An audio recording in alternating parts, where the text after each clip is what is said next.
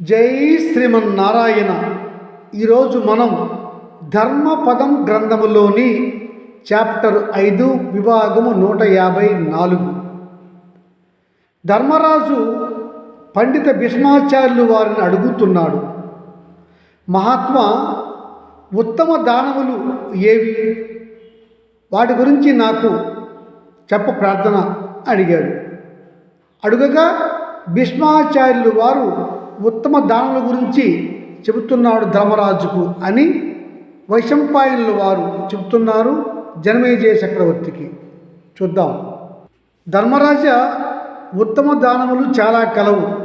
అందులో వేద విద్య తెలిసిన ఉత్తమ బ్రాహ్మణుడికి పాలు పిండుకొనే కంచు పాత్ర, ఆ పైన బంగారు తొడుగులు గల గోవును, తెల్లని వస్త్రాలను దానం చేస్తే ఆ గోవుపై ఎన్ని వెంట్రుకలు ఉన్నవో అన్ని సంవత్సరములు, అనగా దివ్య సంవత్సరములు, దేవతలకు ఉండే సంవత్సరములు కాలము అతడు ఆ దేవలోకంలో సుఖంగా గౌరవంగా ఉంటాడు.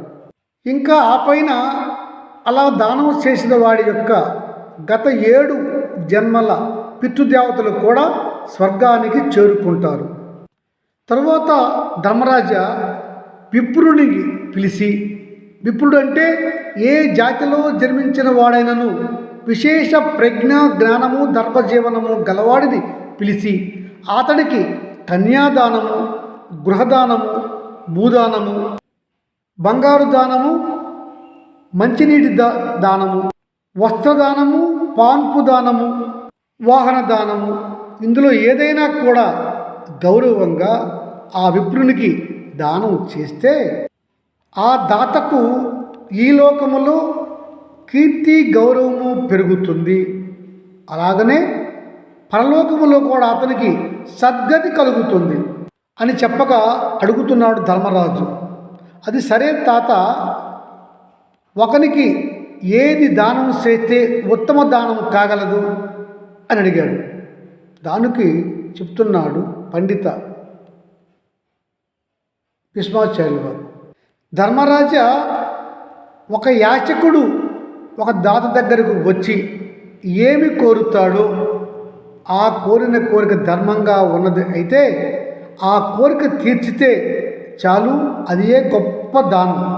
ఇంతకంటే గొప్ప ధర్మం సాధారణంగా లేదు. అయితే ఇంతకంటే ఒక గొప్ప ధర్మం ఒకటి ఉన్నది.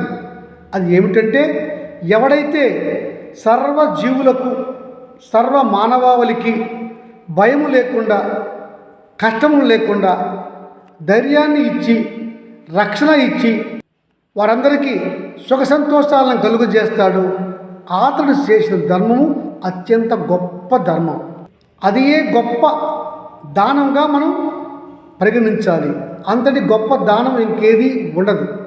ఎందుకంటే అందరికీ అతడు చేస్తున్న ఆ మేలు గొప్ప దానంగా ఉంటుంది. ధర్మరాజ, దీనికి సరైన ధర్మం ఇంకొకటి కలదు. అది వీరుడు యుద్ధములో పిరికితనం లేకుండా పౌరుషంగా, ధర్మంగా యుద్ధము చేస్తే ఆ యుద్ధంలో అతడు వీరమరణం పొందితే అతడు చేసేది గొప్ప ధర్మం అగును. ధర్మరాజ, శత్రువు ఎంతటి దుర్మార్గుడైనా, దుష్టుడైనా అతడు యుద్ధంలో ఓడిస్తే, అతడు శరణు వేడితే అతడిని చంపకుండా విడిచిపెట్టి శరణు ప్రసాదించేవాడు గొప్ప ధర్మం చేసినవాడు అవుతాడు. ఇది అతడికి ఇచ్చిన ప్రాణభిక్ష సర్వోత్తమ దానం కాగలదు. తరువాత ధర్మరాజ, పేదవాడు, కట్టుబట్ట లేదు, తినడానికి తిండి లేదు, కుటుంబ పోషణ కష్టంగా ఉన్నది. అట్లాంటి వాడిని తగు జీవన ఏర్పాటు చేసి అతడి కాలుపైన అతడిని నిలబడే విధంగా చేసి సామాన్య జీవన సవంతికి అతన్ని తీసుకొచ్చేవాడు గొప్ప ధర్మం చేసిన వాడు అవుతాడు. అతడు చేసేది గొప్ప దాన గుణం.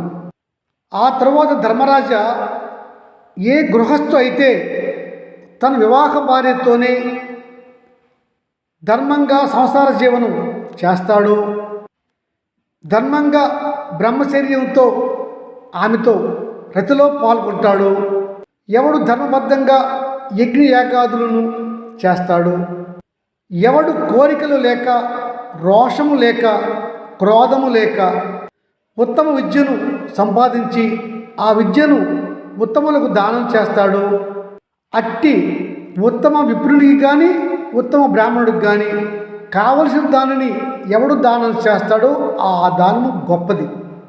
అనగా ఉత్తముడైన వాడు వేద జ్ఞానాన్ని సంపాదించి ఆ వేద తత్వజ్ఞానాన్ని ఉత్తములకు అందిస్తున్నాడు. అతడికి కావలసిన సౌకర్యాలు ఏర్పాటు చేసేవాడు ఉత్తమ ధర్మం చేసిన వాడిగా మనం గుర్తించాలి. తాత, మనల్ని దానం చేయమని వచ్చి అడిగిన వారికే దానం చేయాలా, అడగని వారికి కూడా దానం చేయాలా అని అడిగాడు ధర్మరాజు. ధర్మరాజా, మనల్ని అర్థించవచ్చిన వారిని కదలకుండా అర్హత బట్టి వారికి మనం దానము చేయాలి. అలాగే మనలను అర్థించని వాడు ధర్మం దానం చేయడానికి అర్హుడు అని మనం భావిస్తే అతడిని కూడా మనం పిలిచి దానము ఇవ్వవచ్చును. ఇలా అడగకుండా ఉన్న వాడికి వాడి అవసరం బట్టి అర్హుడని తెలిసి దానం చేస్తే అది ఉత్తమ దానం కాగలదు. ఇలాంటప్పుడు దానం చేసే దానకర్త, తీసుకునేవాడు ఇద్దరు కూడా ఉత్తమ లోకాలు చేరుకుంటారు. అయితే ఈ పుణ్యములో దానం చేసిన దాతకు సింహభాగం పుణ్యం వస్తుంది. మహాత్మా గంగామాత యొక్క ప్రియపుత్ర గాంగేయ, అదొక వినపం. దానము చేయటం అంటే యజ్ఞము చేయటం వంటిది అని చెప్పి ఉన్నాను. ఇందులో ముఖ్య విధులు ఉన్నాయి, ధర్మ విధులు ఉన్నాయి అని అంటివి. అయితే వీటిలో గొప్ప దానఫలము, ధర్మఫలము ఇచ్చేవి ఏవి అని అడిగాడు ధర్మరాజు. ధర్మరాజా, ఇది మంచి ప్రశ్న, విను.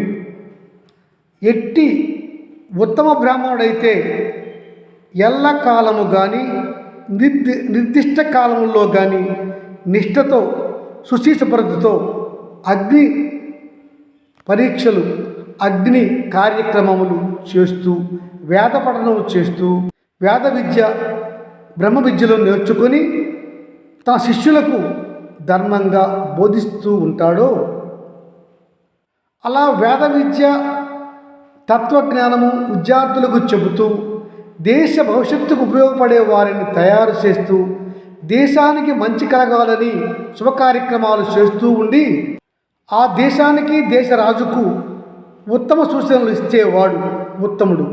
అట్టివాడికి ఏం కావాలో తెలుసుకొని అతనికి భూదానము కానీ, గోదానము కానీ, సువర్ణదానము కానీ, అన్న సదుపాయాలు కానీ ఏర్పాటు చేసే దానం ఉందే, ఆ దానము అత్యంత గొప్ప దానంగా భావించాలి. తరువాత ధర్మరాజ, ఉత్తములకు అర్హులకు చూసి భూదానము ఎవడు చేస్తాడో అతడు వారికి గోదానము, అన్నదానము, సువర్ణదానము చేసిన ఫలితాన్ని పొందుతాడు. ఎందుకంటే ఆ గ్రహీత ఆ భూదానము వల్ల గోదానము, సువర్ణదానము, రత్నదానము, వస్త్రదానము, అన్నదానము అన్నీ పొందుతాడు గనుక. అయితే ధర్మరాజ, ఈ భూదానానికి ఆ తీసుకునేవాడు ఉత్తముడై ఉండాలి. ఉత్తమ బ్రాహ్మణుడు కానీ, ఉత్తమ విప్రుడు కానీ, ఉత్తమ పౌరుడు కానీ అవి ఉంటేనే అట్లాంటి దానము చేయాలి. అలా చేస్తే ధర్మరాజ, ఆ భూమి ఎంతకాలం ఈ భూలోకంలో ఉంటుందో అంతకాలము ఆ దానము చేసిన వాడు ఇంద్రలోకములో సుఖంగా ఉంటాడు. ధర్మరాజ, రాజు అనేవాడు యుద్ధంలోనైనా మరణించాలి, లేదంటే భూదానం అయినా చేయాలి. ఎందుకంటే భూదానం వల్ల బ్రహ్మహత్యా పాతకాలు కూడా తొలగిపోతాయి. భూదానం చేసిన వాడికి యజ్ఞ ఫలం వస్తుందని నరనారాయణులు చెప్పారు. అయితే భూదానం సంతోషంగా ఇవ్వాలి దానకర్త. దానము తీసుకునేవాడు అర్హత కలిగి ఉండాలి. దానకర్త పంటలు పండిన భూమిని కానీ, లేదా నివాసయోగ్యము కానీ ఇళ్ల స్థలము కానీ దానంగా ఇవ్వరాదు. ధర్మరాజ, దానము విప్రులకు ఇస్తే మంచిది. విప్రుడు అంటే ఉత్తమ బ్రాహ్మణుడు కావచ్చు, ఉత్తమ ఇతర జాతిలో పుట్టినవాడు కూడా కావచ్చు. విప్ర విప్ర అనే శబ్దానికి అర్థము విశేషమైన ప్రజ్ఞ అని, ఇంకా విశిష్టమైన అని. ప్ర అంటే అధికమైన, వి అంటే విశేషమైన ప్రజ్ఞ గలవాడు, ప్ర అంటే అధికమైన, ప్ర అంటే అధికమైన అని వేద భాషలో అర్థములు ఉన్నాయి. కనుక విప్రుడు అంటే కులముతో సంబంధము లేదు, విశేషమైన ప్రజ్ఞ లేదా జ్ఞానము అధికంగా కలవాడు, ఉత్తమ జీవనం కలవాడు అని గుర్తించాలి. ఇతడు ఏ కులంలో పుట్టినా కానీ విప్రుడే. ఏకం సత్ విప్ర బహుదా వదంతి అని వేదములో ఉన్నది. గనుక దానం అనేది ఉత్తమ బ్రాహ్మణుడికి కానీ ఏ కులములో పుట్టినవాడు అయినా సరే విప్రునికి దానం ఇవ్వాలి. విప్రుడు అంటే విశేష జ్ఞానము ప్రజ్ఞ కలిగిన ధర్మజీవన వర్తనుడు. ఎవడైనా కానీ ఏ కులంలో పుట్టిన కానీ వాడు విప్రుడు. ధర్మరాజా, ఒక గొప్ప తపస్సును వేద భావంతో చెప్తున్నాను విను. తల్లిదండ్రులను విశేషంగా భక్తితో పూజ చేయు కుమారుడు, కట్టుకున్న భర్తను విశేషంగా గౌరవంతో మన్నించు భార్య, ఆ భర్తను అనుగమించు భార్య, పాతివ్రత్యంతో ఉండే ఆ భార్య చేసేవి గొప్ప తపస్సులు. కుమారునికి తల్లిదండ్రుల సేవ గొప్ప తపస్సు, భార్యకు భర్తకు చేసే సేవ గొప్ప తపస్సు. వారికి వచ్చే గొప్పతనము ఇంత అంతని చెప్పలేము, ఎందుకంటే వారి తపస్సు అంత గొప్పది. తపస్సు అంటే ముక్కు మూసుకొని దేవుని స్మరించుటయే కాదు, ఇది కూడా తపస్సే. ఈ తపస్సుకు ఇచ్చే ఫలితము దేవుడు కూడా ఇవ్వలేడని వేదము చెబుతుంది. ధర్మరాజా, తల్లిదండ్రులను పూజించేవాడు, భర్తను అనుగమించే పతివ్రత శిరోమణి, గురువులను పూజించే తపస్వి, సత్యవ్రత పరాయణుడు, అహింసావ్రతుడు, కామరహితుడు అంటే కోరికలు లేనివాడు, ధర్మబద్ధ జీవనుడు, యుద్ధము చేస్తూ ఆ ధర్మ యుద్ధములో చనిపోయిన వీరుడు, అశ్వమేధ యజ్ఞము చేసినవాడు, వీరంతా సమానమైన ఫలాన్ని పొందుతారు అని వేదము చెబుతోంది.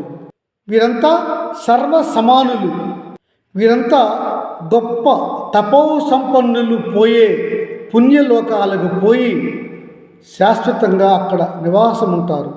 లేదా వారి పుణ్యం తక్కువగా ఉంటే కనీసము 100,000 సంవత్సరాలు అక్కడ ఉంటారు.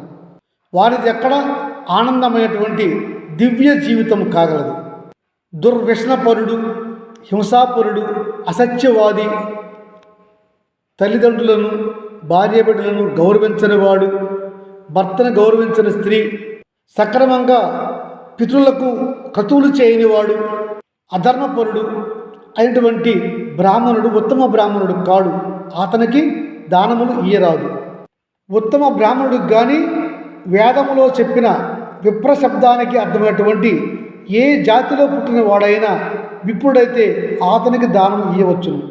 గనుక వేదం ప్రకారము ఉత్తమ బ్రాహ్మణుడి కంటే ఉత్తమ విప్రుడే ఒక మెట్టు పైకున్నాడని మనం గుర్తించాలి అని చెప్పుకొచ్చాడు మహాత్ముడైన పండితుడు భీష్మాచార్యుల వారు ధర్మరాజుకు. జై శ్రీమన్నారాయణ.